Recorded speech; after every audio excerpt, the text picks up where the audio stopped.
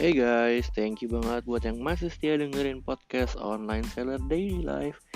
Kali ini gue mau ceritain, jadi hari Minggu kemarin itu gue pelayanan main gitar bass. Bukan gitar ya, tapi bass. Nah, bass itu yang 4 senar atau 5 senar gitu yang suaranya mendem. Jadi gue itu udah lama banget, mungkin udah 2 tahun lebih semenjak pandemi juga gue gak pelayanan main musik ya. Kalau di gereja gue pelayanannya itu sebagai kameramen atau videografer, fotografer gitu. Cuman yang berurusan dengan musik emang udah lama banget gue gak pelayanan. Nah, di podcast episode ini gue mau ceritain apa sih yang dilakukan oleh seorang musician ketika pelayanan di gereja. Jadi buat kalian yang pengen tahu gimana proses pelayanan di gereja sebagai pemusik, kalian bisa dengar di podcast episode ini.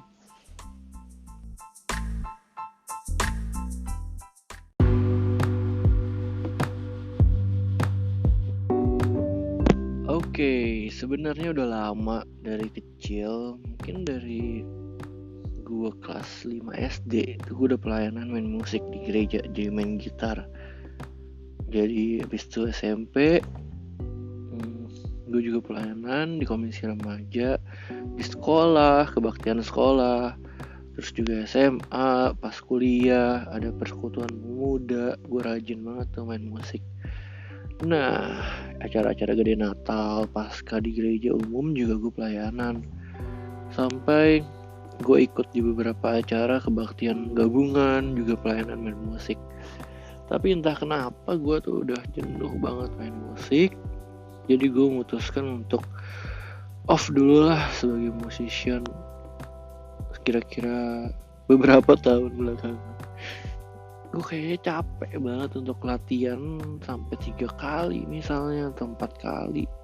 Bahkan kalau acara gereja bisa 2 bulan latihannya, gila kan lama banget ya. Jadi gue memutuskan untuk vakum dulu sebagai musician.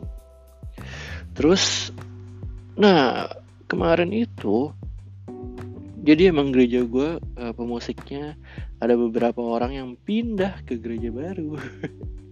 Nah, jadi kan kosong kan slot musiciannya. Jadi tuh timnya dipanggilin lagi, yang tim yang lama. Nah, dipanggilin lagi, ayo mau pelayanan lagi nggak? Nah, mulai deh, gue dikasih tahu, ayo Michael ikut pelayanan lagi. Nah, ketika itu gue nggak bisa berhalangan. Terus gue bilang bulan depan aja, jadi kita dapat jadwal nih di awal bulan. Ya udah oke, bulan depan. Nah, udah dikasih tahu dari jauh-jauh hari. Terus gue dikasih juga, jadi pertama-tama tuh kalau lu pelayanan dikasih tahu jadwalnya dulu kan, tanggal berapa. Terus tuh dikasih tahu lu main alat musik apa. Kebetulan gue ini main alat musik, main bass gitar. Habis itu biasa sama yang pemimpin bandnya, itu dia bagiin lagu. Jadi ada lagu-lagunya, terus dikasih ke gue. Terus gue suruh belajar nih lagunya nih, ini YouTube-nya lu dengerin aja. Nah, sebagai musician itu kalau yang amatir banget pasti akan kesusahan tuh untuk buka YouTube, terus cari lagunya, terus mainin chordnya. Emang susah banget kalau buat yang orang awam yang benar-benar baru belajar apalagi.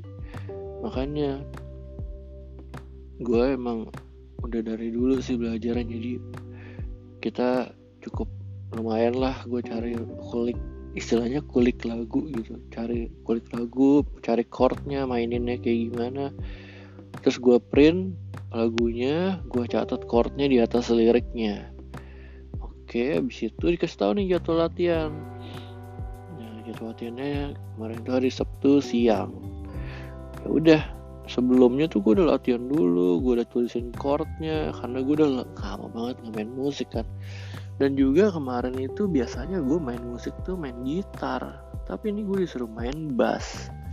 Ya udah lah, gue agak berlatih ekstra. Habis itu pas lagi latihan nih, gue ngapain aja. Nah, yang harus disiapin itu adalah, sebenarnya di gereja ada alat musik, tapi kalau lo prefer sih lu gak pakai alat musik sendiri ya. Jadi udah gue bawa bass gitar gue, terus jack gitar. Sebenarnya gereja ada sih. Habis itu udah tinggal colok, gue pakai efek. Jadi gue sempet setting cari efek bass yang enak dulu, yang sesuai dengan karakter yang gue mau. Habis itu colok. Habis itu gue siapin kertas contekannya, gue siapin. Kalau di gereja gue kemarin pakai earphone monitor. Jadi ada satu alat. Nah di alat kotak ini lu bisa ngatur nih suara mana yang mau lu kencengin, suara mana yang mau lu kecilin. Jadi kalau gue main bass ya suara bassnya gue kencengin ya. Terus suara drum biasa gue kencengin sama keyboard piano. Sisanya gue agak kecilin. Tujuannya apa? Supaya lu bisa denger lu mainnya apa. Jadi bukan udah nggak dikasih speaker di depan muka kita lagi, maksudnya di depan kaki. Biasanya kalau main musician yang zaman dulu tuh masih pakai speaker monitor di depannya. Nah kali ini enggak.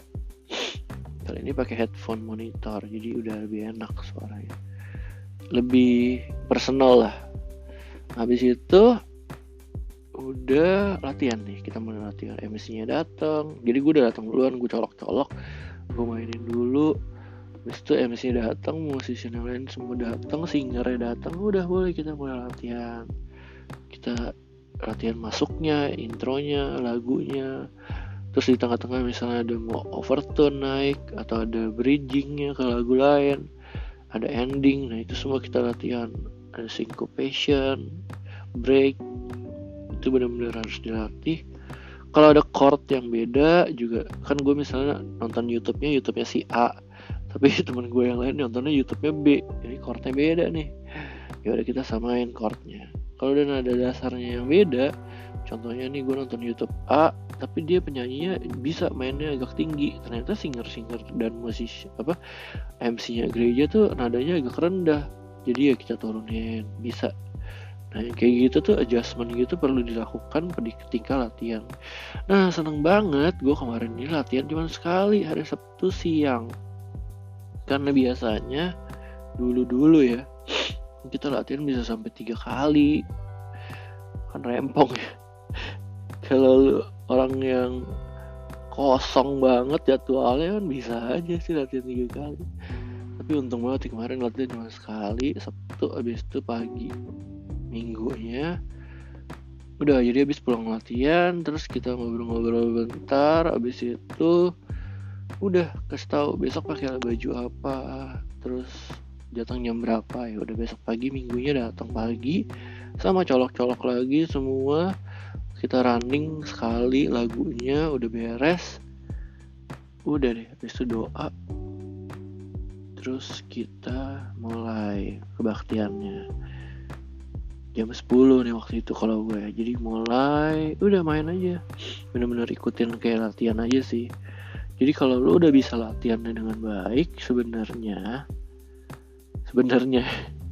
harusnya pas lagi mulai ibadahnya mainin musiknya nggak salah sebenarnya gitu. Biasanya salah ya karena kita bermain dalam tim ya. Gue main bass itu suportif. Sifatnya support, jadi mendukung beat. Jadi kalau gue mainnya lari, kalau gue mainnya berantakan, bisa jadi temponya bakal kacau. Makanya gue main aman sih kemarin. Jadi benar-benar beat doang, beat ya udah. Ya menikmati beat. Gue agak kedinginan karena grogi, jadi gue pakai jaket, dingin banget entah kenapa ya. Teman-teman gue pada nggak ngerasa dingin, tapi gue kayak dingin banget, tapi grogi. Ya udah cukup bagus mainnya. Habis itu udah gue nonton YouTube-nya. Jadi habis pelayanan tuh gue nonton YouTube-nya. Oh, suara bassnya ternyata kenceng ketika lo pakai headphone. Gue kebetulan pakai earphone-nya yang cukup bagus, jadi bisa kedengeran banget suara bassnya. Tapi ketika lo denger di handphone, bass gue hilang. Nah, hal ini bakal gue sounding ke soundman-nya. Mungkin perlu frekuensi bassnya jangan di limit. Jadi kalau ketika lo keluarin di speaker handphone pun itu ada suaranya lah, dikit-dikit lah. Jadi kalau di limit itu yang bisa kedenger tuh cuman speaker yang benar-benar low frekuensi yang ada bassnya, kayak ada subwoofernya gitu loh, jadi kedengeran. Tapi kalau handphone standar, bahkan handphone gue udah cukup bagus, tapi nggak bisa kedengeran suara bass gitarnya. Jadi ini menurut gue salah soundman-nya sih.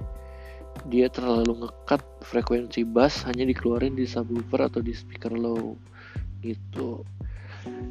Terus juga habis latihan waktu hari Sabtu tuh gue sempet ngulik efek buat main gitar, karena pemain gitarnya dia pakai silent gitar Yamaha kan.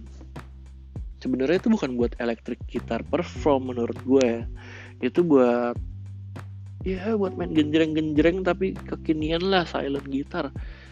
Nah dia mau pakai buat distortion solo gitu, benar-benar membuat itu sebagai gitar elektrik. Nah menurut gue tuh salah gear aja. Jadi beda lah gearnya. Udah abis itu udah deh hari Minggu habis pelayanan, pas lagi nonton YouTube gue screenshot yang ada guanya, yang ada teman-teman gue screenshot gue kirim ke grup. Terus gue posting di Insta story. Habis itu pulang, kita makan bareng. Udah gitu pelayanan gue di gereja. Nah buat kalian yang pengen pelayanan di gereja, kalian bisa kalian bisa main musik ya. Atau kalian belum bisa main musik ya kalian belajar dulu. Tapi kalau kalian udah bisa main musik terus pengen pelayanan, sebenarnya sih gampang aja. Kalian tinggal datengin aja musiciannya, bilang gimana caranya kalau gue mau ikut pelayanan gitu. Tapi kalau sungkan, misalnya kalian bergereja di gereja gue atau di gereja lain, ya bisa aja kontak gue kalau misalnya di gereja gue ya, nanti gue sampaikan gitu deh. Udah, itu aja yang mau gue ceritain di podcast episode ini tentang pengalaman gue menjadi pemain bass di gereja. Sampai jumpa di podcast episode berikutnya. Bye-bye.